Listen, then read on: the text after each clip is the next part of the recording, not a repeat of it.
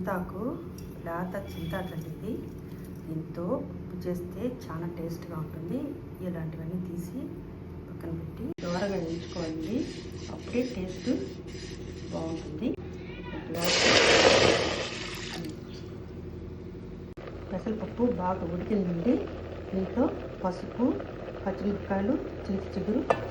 పెసరపప్పు ఉడికిన తర్వాత వేయాలండి, ఎందుకంటే చింతాకులు పులుపు ఉంటుంది, అందువల్ల పెసరపప్పు ఉడకదు. బాగా ఉడికిపోయిందండి.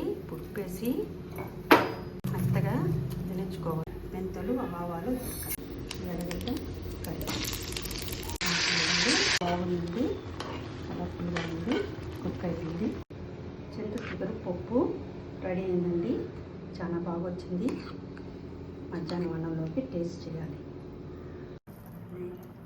అన్నం పెట్టుకొని నెయ్యి వేసుకొని చింతాకు పప్పు చాలా టేస్ట్గా ఉందండి, అమేజింగ్.